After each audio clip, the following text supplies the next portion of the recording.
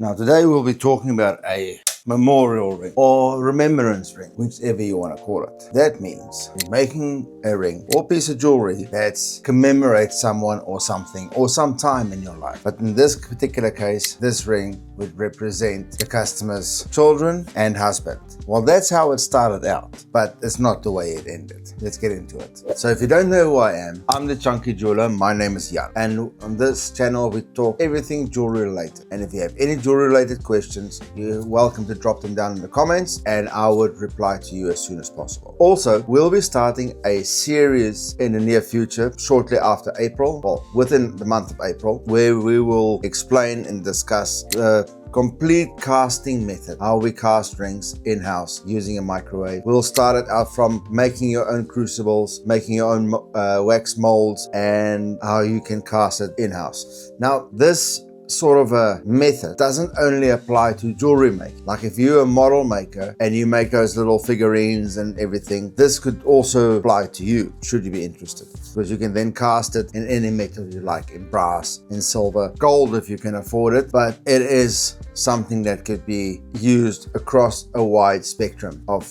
industries. So if that's something you're interested in, please consider subscribing to our channel and liking this video. It'd be really appreciated. Thank you. Enjoy the rest of the video. So when I first met the client, she came in with a chain repair, which we did very quickly. And then when she came back in to collect that, she started talking to me about having a memorial ring made or a remembrance ring, whichever one you want to call it, like I said before. So she said she had a bangle that she inherited from her late mother that she'd like to melt down and have a ring made from it, placing the children's birthstones into the ring. Now she originally had 7 kids, of which 4 had passed away, hence the memorial part of it. And she wanted to add her husband's birthstone, so which he had also passed away, bringing it full circle into a memorial ring. So I said, fine, sure, we can definitely do something like that first. So I drew up a few designs, spoke to her about it, and asked her what she wanted. And initially she said she wanted a nice broad band and with the separate birthstones plotted into it. So we first made this ring, and she came back in, she looked at the 3D printed version of it and tried it on and everything. And she said, oh, the stones, she doesn't like the stone placement. I said, fair enough, we can change it. Not a problem at all. And to be fair, in the original one, because she had twins that passed away, that I made that to represent one stone. And so she said, no, she wanted 2 separate stones for each one. I said, great, not a problem, we can do that. So in the second one I done, this one, we did nice shapes around it, spruced it up a bit, changed the type of setting style a bit, added the extra stone, and I emailed that to her. And she came back to me 2 days later and said, listen, she hopes it's not a huge problem. She had a discussion with her family and they convinced her that making a ring with all the children's birthstones in it is not ideal. So she came back to me and said, listen, I just want a ring with a single stone and representing her late husband. And I said, well, that's not a problem. It's a complete design shift, but that's why we do the 3D prints. So we don't make the ring and then she comes back and she doesn't like it and we have to remake the ring. We get all that sorted out in the designing process with the 3D prints and the 3D C.A.D designs. So she came back in about a week later. I showed her a few other designs, or sketches basically. She told me she wants a flat band with a single stone in it, preferably a square stone. And I drew a few designs and it was really tricky to understand what she wanted. She was very, what's the word I'm looking for? Almost not closed off, that sounds harsh.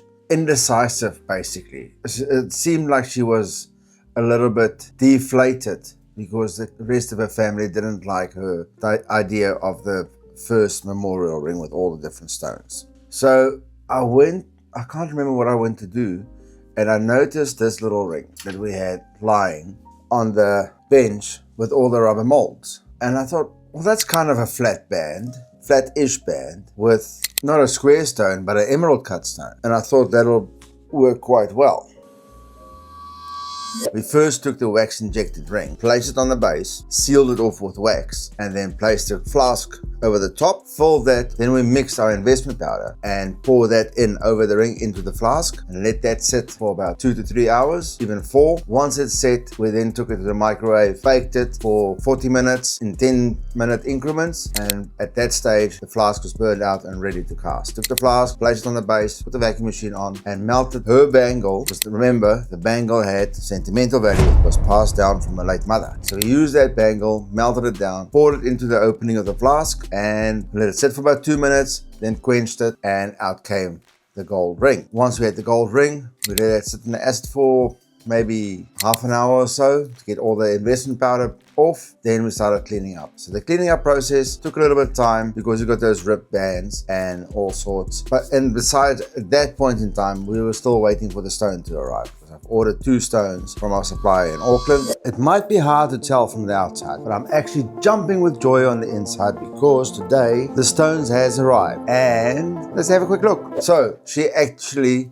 loved it. So we finalized that, worked out a new price, because instead of now having lab-grown stones to keep the price down, we'll do one natural stone, one big amethyst to represent her late husband. And this is how we did it. Now that we have our stone, it was ready to set. So what I did was prepare the setting, cut out all the sides, grind it down so the stone sat perfectly into the setting. I hammered the metal onto the stone so the stone is nice and secure. Did some bright cutting, cleaned it off, polished it. We waited for about 2 days for the customer to come in and collect it.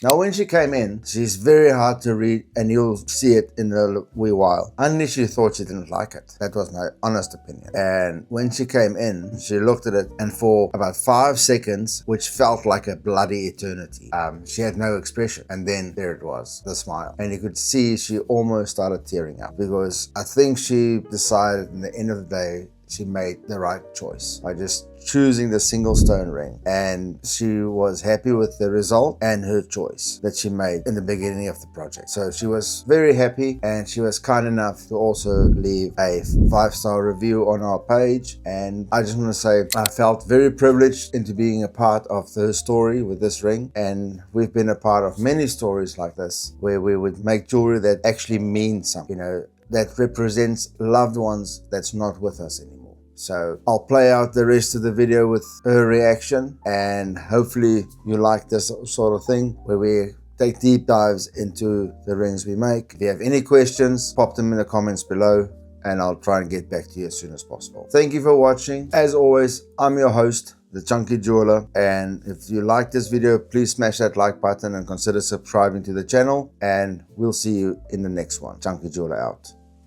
So how are you doing, man? Some fun. I'm not sure if you're going to like it or not. I hope so.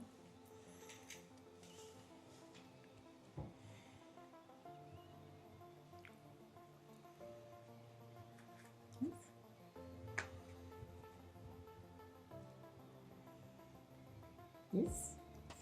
Very nice. You happy with that? Yeah. I thought it was a very nice stone that we actually found. Very nice amethyst. And it's natural. Natural, yes, 100% natural. I actually bought 2 just in case because occasionally when we set stones they might break. Yeah. So I actually bought the second one, so I kept that aside. My wife likes it, and I'm thinking of actually making her a ring. Yeah. So there's the other one there. So natural stones, definitely. Yeah, my husband bought me one years ago, a necklace. Oh yes? And I've lost it.